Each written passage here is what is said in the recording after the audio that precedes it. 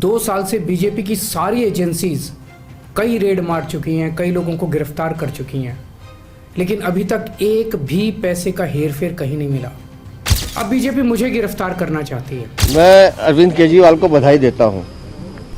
एक और आम आदमी पार्टी के मंत्री और नेताओं ने किया केजरीवाल की गिरफ्तारी का दावा, तो दूसरी ओर दिल्ली सरकार की मोहल्ला क्लिनिक में फर्जी टेस्ट की सीबीआई जांच की सिफारिश। आम आदमी पार्टी पर मंडरा रहा संकट कम होने का नाम नहीं ले रहा है और एक के बाद एक घोटाले की खबर निकलकर सामने आ रही है। चलिए आपको बताते हैं क्या है आम आदमी मोहल्ला क्लिनिक से जुड़ी हुई बड़ी खबर। नमस्कार, TV9 दिल्ली NCR देख रहे हैं आप और आपके साथ मैं हूं प्रतिज्ञा कश्यप। आम आदमी पार्टी और दिल्ली सरकार की मुश्किलें कम होने का नाम नहीं ले रही हैं। एक और जहां आम आदमी पार्टी के नेताओं को दिल्ली के मुख्यमंत्री अरविंद केजरीवाल की गिरफ्तारी का डर सता रहा है, जिसे लेकर दिल्ली के मंत्री सौरभ भारद्वाज ने एक्स पर ट्वीट करते हुए केजरीवाल की गिरफ्तारी की आशंका जताई है। सौरभ भारद्वाज ने ट्वीट करते हुए लिखा कि पूछताछ के बहाने ईडी केजरीवाल को गिरफ्तार कर सकती है।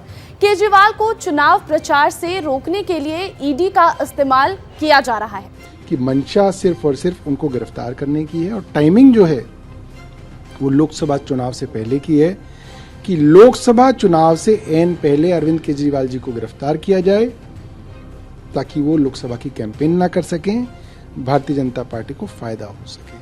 तो वहीं दिल्ली सरकार में मंत्री आतिशी ने यह दावा किया है कि ईडी केजरीवाल के घर पर रेड कर सकती है और उन्हें गिरफ्तार कर सकती है।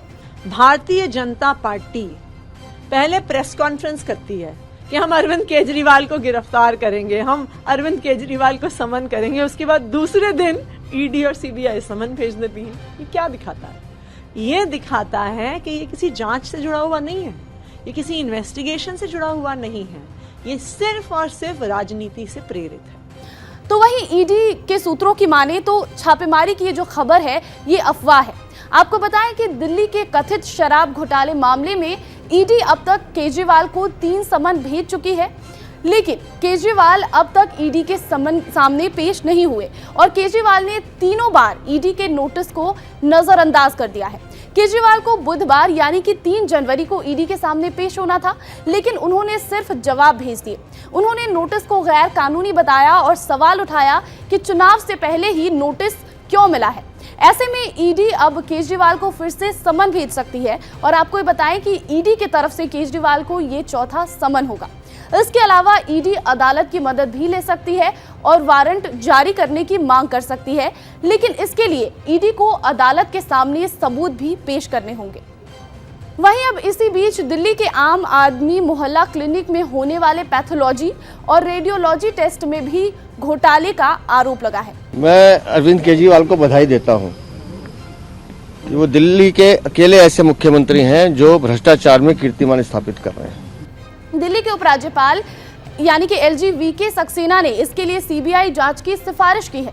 दरअसल दिल्ली के मोहल्ला क्लिनिक में फर्जी रेडियोलॉजी और पैथोलॉजी के टेस्ट कराकर प्राइवेट लैब को फायदा पहुंचाने का आरोप लगा है और पिछले महीने ही LG वीके सक्सेना ने दिल्ली के सरकारी अस्पतालों और आम आदमी पार्टी के प्रमुख मोहल्ला क्लिनिकों में कुछ जीवन रक्षक दवाओं सहित कथित रूप से नकली और गैर मानक दवाओं की खरीद और सप्लाई की सीबीआई जांच की सिफारिश की थी।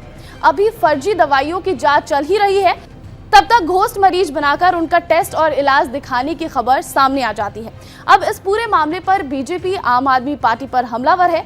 बीजेपी का कहना है कि अरविंद केजरीवाल सरकार जिस चीज पर हाथ रखती है उसमें घोटाले ही घोटाले होते हैं। देखिए, जिस चीज में हम हाथ लगाते हैं उसमें भ्रष्टाचार पाया जाता है। अभी दवाइयों का फेक, अभी जो नकली दवाई हैं उसके ऊपर अभी मामला सामने आया था, जिस प्रकार से उसमें भ्रष्टाचार सामने आया था। लेकिन अब जिस प्रकार से एक नई चीज़ सामने आई है कि मोहल्ला क्लिनिक के अंदर जो टेस्ट होते हैं वो एक फर्जी पाए गए हैं, वो बोगस पेशेंट्स को के नाम पर उनको एंट्री दिखा दी गई क्योंकि उनके टेस्ट नहीं हुए हैं। ये दिखाता है कि लोगों की जान के साथ खिलवाड़ करना भी अरविंद केजरीवाल की आदत बन गई है। तो कुल मिलाकर अगर देखा जाए तो आम आदमी पार्टी और दिल्ली सरकार की मुश्किलें कम होने के बजाय बढ़ती ही जा रही हैं और अब देखना होगा कि आगे इसमें क्या कुछ फैसला लिया जाता है। क्या ईडी चौथा समन केजरीवाल को भेजती है और मोहल्ला क्लिनिक को लेकर सीबीआई की जांच कहां तक पहुंचती है।